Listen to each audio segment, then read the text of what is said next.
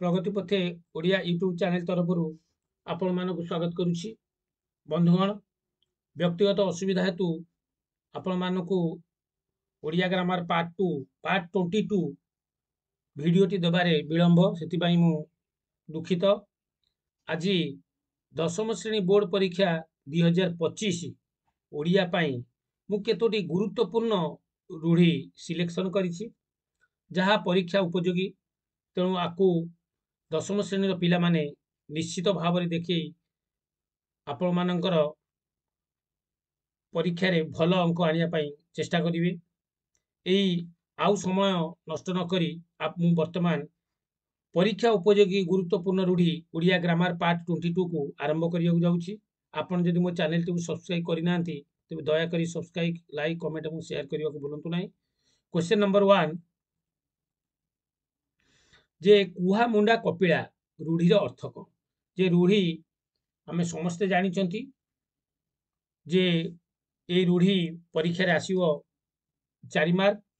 तेणु आमे मु केतोटी इंपोर्टेंट रूढ़ीर सिलेक्शन करिछि जे एथिरे आसीबो अर्थ सहित वाक्य गठन करिया पाई। कुहा मुंडा कपिला रूढ़ीर अर्थ कौन? आमे परीक्षा रे कोन करिवा? रूढ़ीर अर्थ को लिखिबा एवं ताको वाक्य रे व्यवहार करिबा। जे कुहा मुंडा कपिला जे रूढ़ीर अर्थ होउची बहु अबांतर कथा कहिबा। आमे कौन करिया? वाक्य गठन करिया। कुआ मुंडा कपिला बहु अबांतर आजिकाली समाज रे कुआ मुंडा कपिला संख्या बढ़ी बढ़ी चली मान जो माने अबांतर कथा कहते बहुत आजिकाली बाहुचंती। क्वेश्चन नंबर 2 घोषा बलद रूढ़ीर अर्थ कौन? जे घोषा बलद रूढ़ीर अर्थ होउची किछि न बुझी मुखस्त करिबा। जे आजिकाली समाज रे आग को जीवाकू हेले घोषा बलद हेले चलिबो नाही जार वाक्य। तेणु आपण माने निजर सुविधा हिसाब रे वाक्य गठन करिवे किंतु अर्थटा को मने रखिथिबे। घोषा बलदर अर्थ होउची किछि न बुझी मुखस्त करिवा। क्वेश्चन नंबर 3 नाटर गोवर्धन रूढ़ीर अर्थ कौन? जे नाटर गोवर्धन रूढ़ीर अर्थ होउची अनर्थर मूल।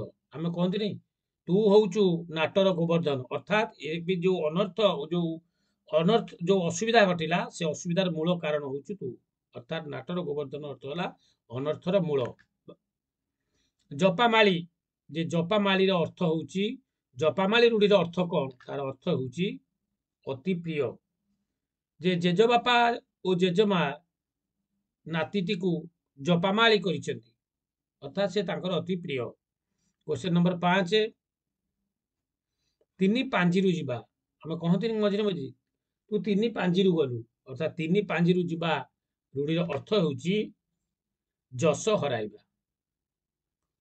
से वाला सुविधा नहीं कि आपण वाक्य गठन करिवे किंतु वाक्य गठन भितर तिनी पांजीरु जीवा शब्दटा रहिबा दरकार। चळु करिदेबा। क्वेश्चन नंबर 6 चळु करिदेबा रूढ़ीर अर्थ कौन? जे चळु करिदेबा रूढ़ीर अर्थ होउची सबु शेष करिदेबा। आजिकाली नेता माने सरकारी धन को चळु करि देउछंती। तेणु यार अर्थ आमे जानिले सबु शेष करिदेबा। क्वेश्चन नंबर 7 देह लगा। जे देह लगा रूढ़ीर अर्थ कौन? जे देह लगा रूढ़ीर अर्थ होउची अति विश्वासी। जे हरि मोर देह लगा बंधु अटंती। क्वेश्चन नंबर 8 लंगला कटुरी रूढ़ीर अर्थ कौन? लंगला कटुरीर अर्थ जहा चारि दौड़ी कटा रूढ़ीर अर्थ ताहा हला। तेणु ए रूढ़ीर अर्थ होउची लंगला कटुरी रूढ़ीर अर्थ होउची शासनर बाहर हला।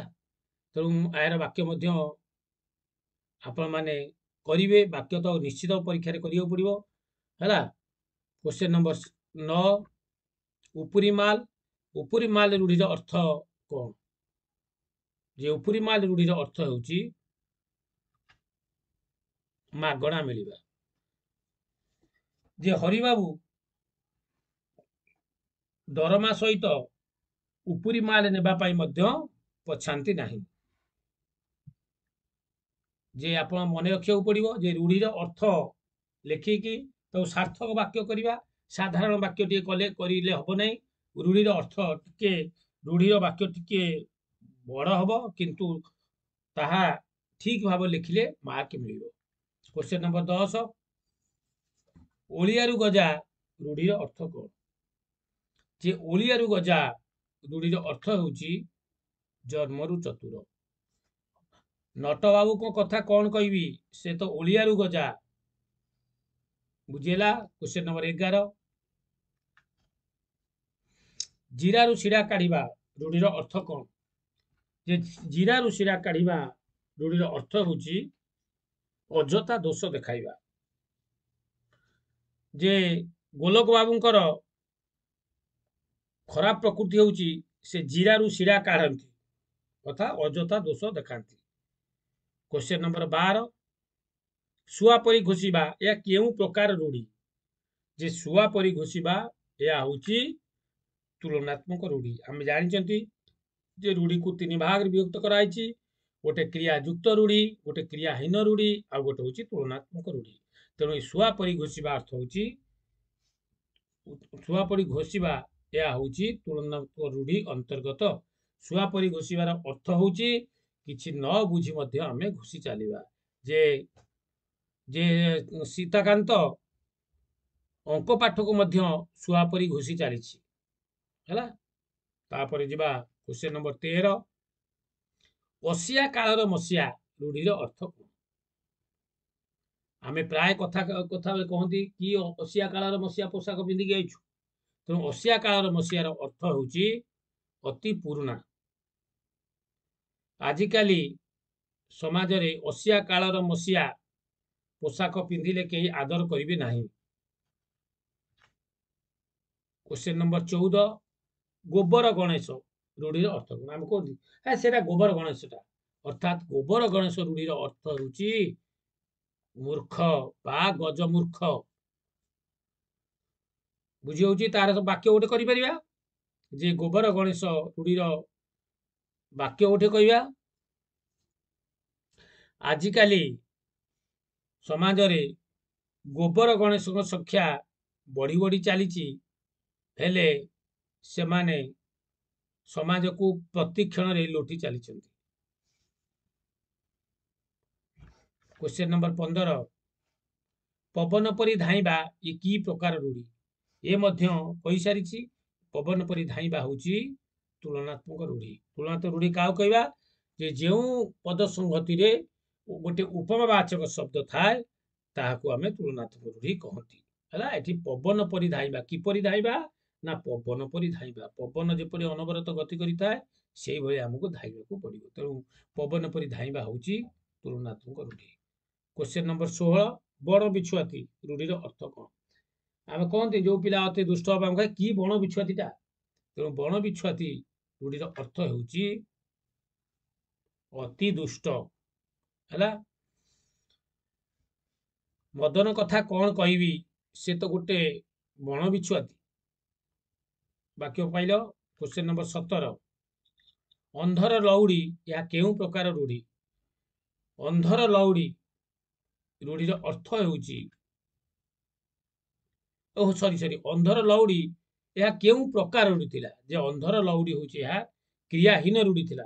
आ अंधर लौड़ी रूढ़ीर अर्थ होउची असहायर सहाय अर्थात जे अंध बुढ़ा बापटी पाई हरि अंधर लौड़ी सदृश थिले बा तांको नातीटी अंधर लौड़ी सदृश थिले।